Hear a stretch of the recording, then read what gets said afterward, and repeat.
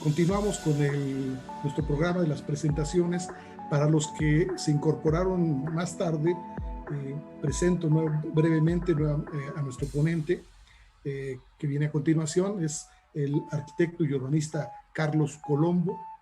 Él es un planificador muy reconocido en la ciudad de Buenos Aires y también profesor de la Universidad de Buenos Aires en la Argentina. Y el tema que nos presenta es habitar en ciudades post-pandemia. Bienvenido, Carlos, y adelante. Bueno, muchas gracias.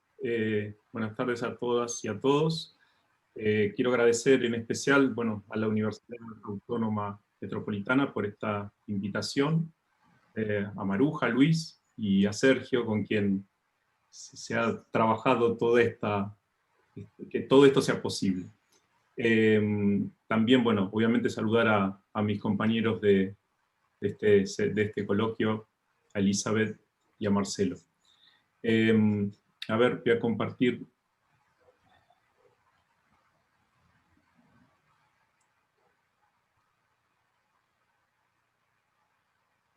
Sí. Bueno, perdón por el Muchas problema gracias. técnico. Uso otra plataforma para dar clases, generalmente es el Meet. Así que voy a tratar de ser lo más rápido posible. Quería empezar la presentación con esta pintura de Bruegel, El triunfo de la muerte. Las ciudades y la humanidad de mano de ellas han tenido que superar a lo largo de su historia numerosas pestes. Al inicio de la Edad Moderna fue el virus de la viruela, el que nos tuvo casi 500 años hasta conseguir la vacuna. Ya en la Edad Contemporánea, la gripe española infectaba a poco más del tercio de la población mundial. El SIDA en los 80 produjo la muerte de 30 millones de personas. Es una enfermedad que hoy no tiene cura, pero sí tiene un tratamiento médico de enfermedad crónica. Recientemente, las pestes del SARS en el 2003, la gripe aviar en el 2005, la gripe porcina en el 2010 y el ébola en el 2014, nos tuvieron en alerta máxima. Sabemos que, contrariamente a adjudicarlas a creencias religiosas como era en la antigüedad, hoy los descubrimientos científicos han comprobado que todas esas enfermedades tienen y han tenido un denominador común. Son transmitidos de animales a humanos. El COVID-19 no es la excepción, son los murciélagos hoy los que nos tienen en jaque.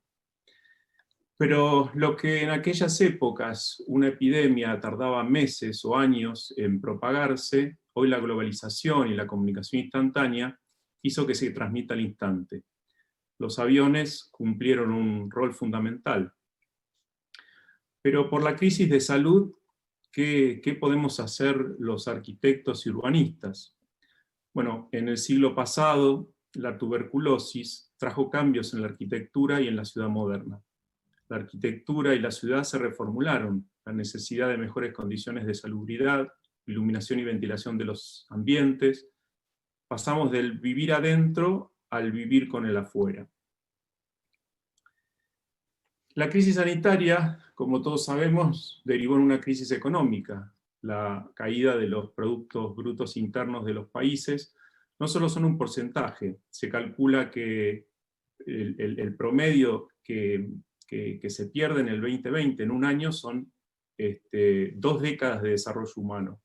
Y además, para fin de año se duplicará la cantidad de hambrientos agudos en el mundo. Según la última asamblea de la ONU, los ODS y los objetivos para el 2030 ya no podrán cumplirse. La pobreza y el hambre se incrementaron. El parate de la educación ha embrutecido un poco más al mundo. La igualdad de género se demora y se posterga. Y los derechos humanos, sabemos que ha resurgido expresiones como el fascismo y el racismo. Pero de la crisis económica poco podemos hacer, arquitectos y urbanistas. Ahí está, no sé cómo pasó. Decía que por la crisis económica poco podemos hacer los arquitectos y los urbanistas. La crisis económica derivó en una crisis social. Nos preguntamos por qué sociedades como las nuestras en Latinoamérica y en Buenos Aires, es uno de los lugares donde más afecta la pandemia. Latinoamérica posee en su estructura grandes diferencias económicas sociales. El COVID-19 puso en vista, aceleró, profundizó esas diferencias, lo puso en evidencia. El COVID exageró la vulnerabilidad de los pobres, necesitando salir a trabajar y a desplazarse en transporte público, transitar los lugares donde se encuentra el virus. Contrariamente, las personas con mayor recursos se debieron quedar en casa y cumplir con el aislamiento propuesto como la única alternativa hasta que aparezca la vacuna. Las desigualdades en nuestros territorios, en nuestras ciudades, están materializadas en lo físico-territorial. Ahí se muestra un mapa de Buenos Aires donde la expresión de lo físico-territorial está enquistada en cuanto a que el 3% del territorio alberga el 9% de la población en barrios informales. La mayor cantidad de enfermos alcanzados por la pandemia se producen en aquellos lugares donde las necesidades básicas insatisfechas, viviendas hacinadas, falta de infraestructura, servicios y el agua, carecen. Cabe preguntar sobre la crisis social qué podemos hacer los urbanistas. A esta crisis debemos agregarle la emergencia ambiental en la que se encuentra el planeta. El cambio climático nos ha demostrado este año estar más presente que nunca. Casi 2 continentes se han quemado el año pasado, Australia y la Amazonía, y este año se han repetido esos siniestros. La isla de plástico del Pacífico tiene el tamaño de Perú. Se derriten los polos, es sabido. Más de 1 millón de especies se encuentran en riesgo de extinción. 2.000 millones de hectáreas de la Tierra se han degradado, el 66% de los océanos y el 50% de los arrecifes de coral. El 85% de los pantanos que proveen agua dulce están afectados. Hay científicos que sostienen que por el cambio climático estos ciclos de epidemia podrían acortarse, inclusive multiplicarse. Hoy son los murciélagos, mañana pueden ser los pingüinos, quién sabe. Hay una disociación de la humanidad con la naturaleza y el motor de la economía, que se ha basado en que los recursos naturales son infinitos. Materias, alimentos, agua, energía, etc. Las ciudades son las grandes depredadoras de territorio natural, llevando sus límites más allá de sus fronteras, consumiendo suelos, productos y recursos. Hace años he sabido que para la población que tiene el mundo se necesitan 2,5 planetas para alcanzar el equilibrio de un ecosistema sustentable. La economía circular solo es minoría en el planeta, pero debemos entender que sin un planeta habitable no va a haber futuro posible. Ninguno de los ODS que nombrábamos anteriormente van a ser posibles de cumplir. Quiero introducir por último la variable de espacio y tiempo. El COVID ocurre en Wuhan, en China, y rápidamente se transformó en un sistema que afectaba al mundo. En la era del conocimiento, la era del cambio continuo, el espacio y el tiempo son los que a mi modo han tomado protagonismo con la pandemia. Ya hay cambios en nuestras formas de habitar, trasladarnos, trabajar, consumir, enseñar, recrearnos y vacacionar. Ya está atravesado por todas las variables del espacio y el tiempo. El conflicto es multiescalar. Debemos reformular la escala de lo global, lo regional, las metrópolis, las ciudades, los barrios y los hogares. En nuestro caso, en Argentina, se puso en evidencia la crisis de un país federal absolutamente centralizado en la ciudad-puerto que fue su fundación, Buenos Aires.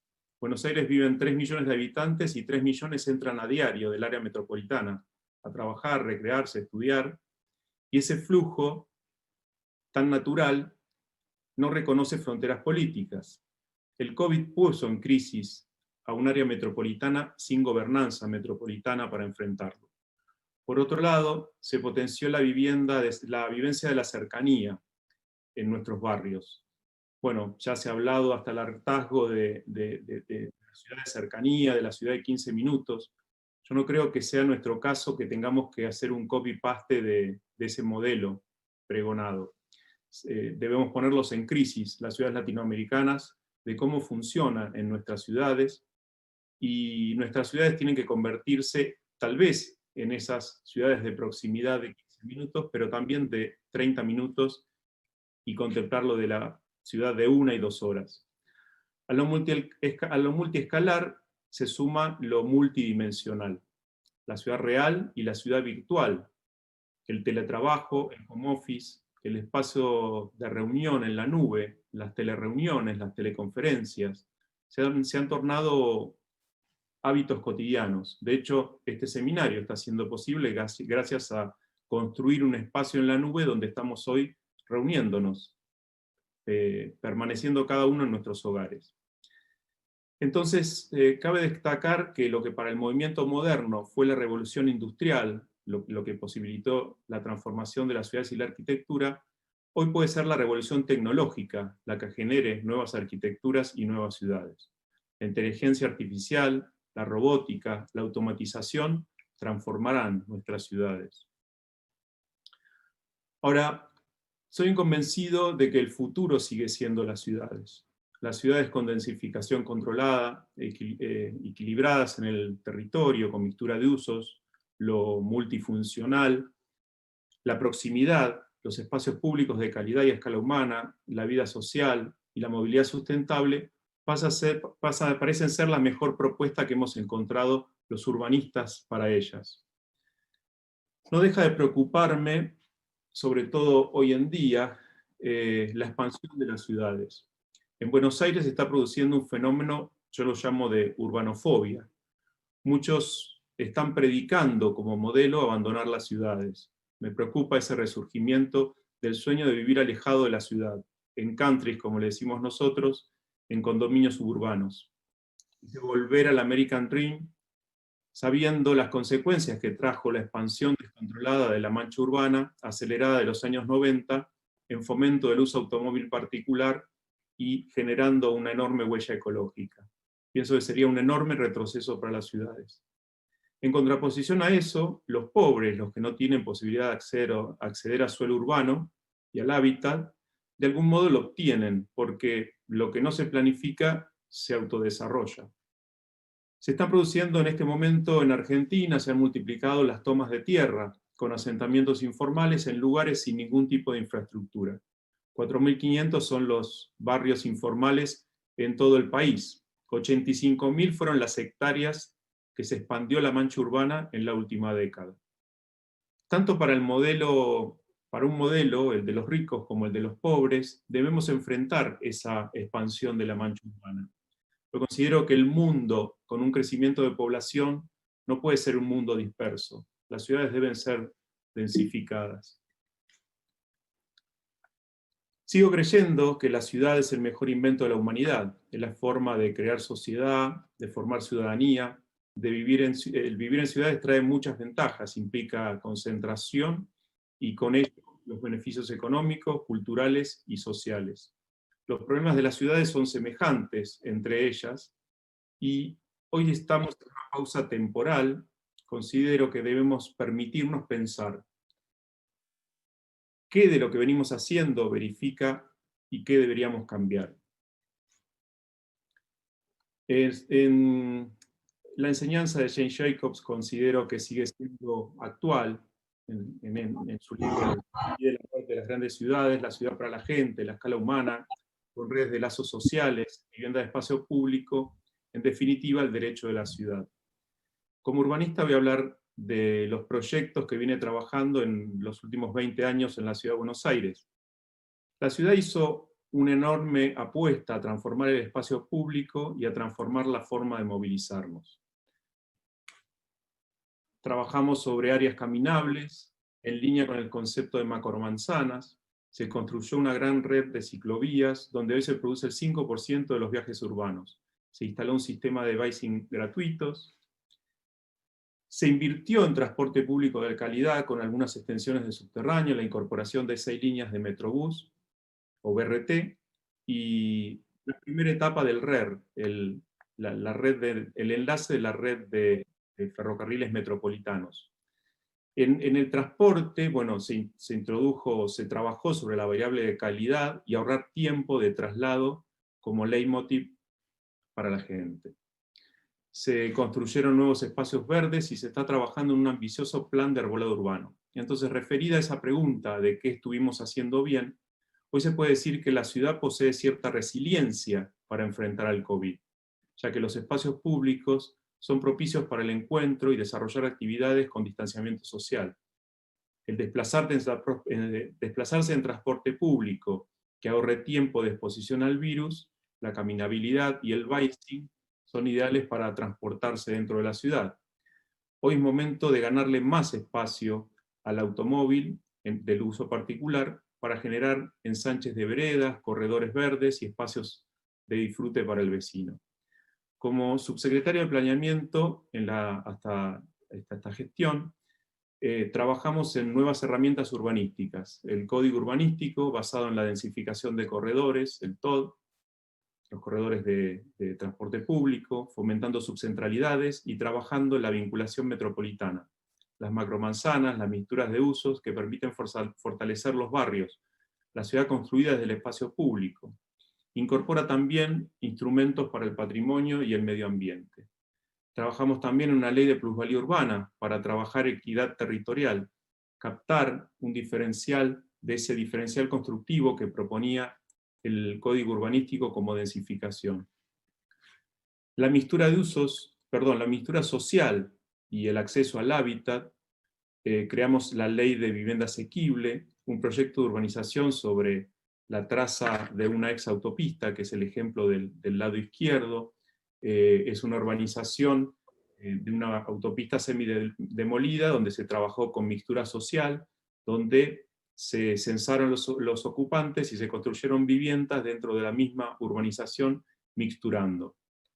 Además se trabajó en Buenos Aires y se trabaja en la integración sociourbana de 4 barrios informales llamados villas de emergencia por nosotros.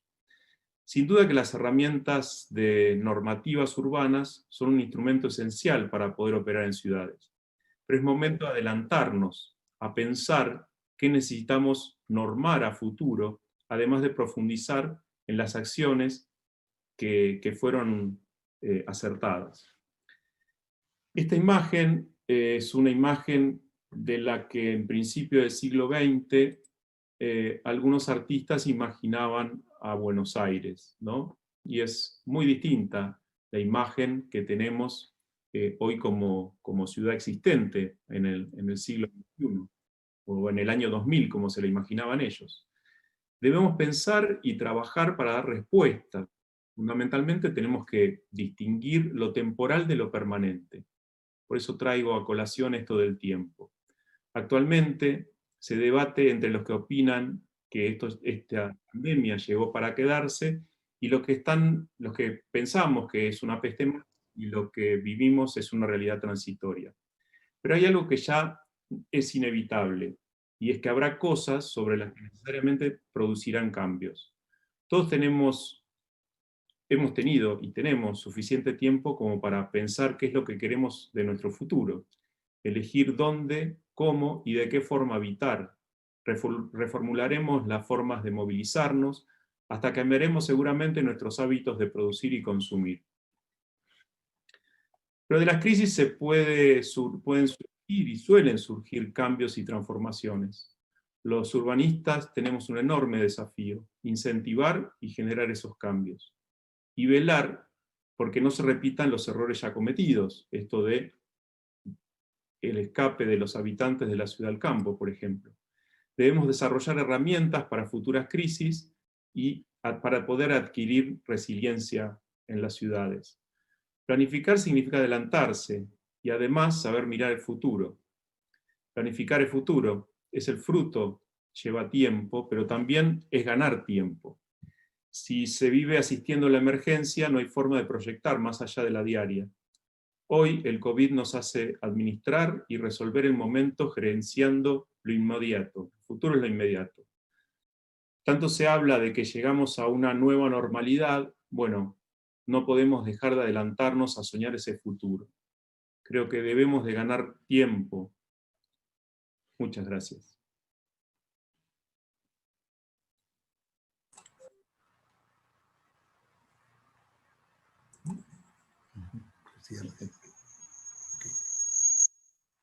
Hay un acople. Sí, bueno, gracias, Carlos, muy interesante. ¿Podemos regresar al mosaico?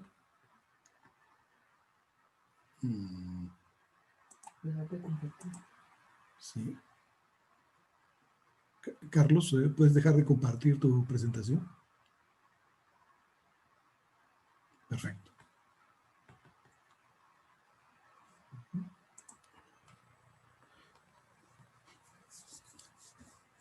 Bien, pues muy interesante, Carlos.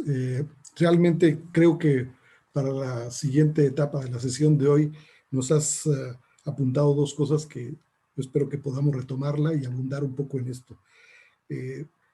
Fue muy claro tu planteamiento y en lo que Marcelo también nos presentó, de cuáles son los principios que siguen siendo válidos y qué políticas y qué estrategias han funcionado o están funcionando en la actualidad como tendencias.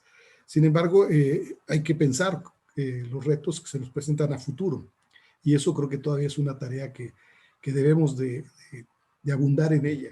No está muy claro el futuro es incierto, y creo que eso valdría la pena retomarlo y ver qué sugerencias podemos hacer en este foro.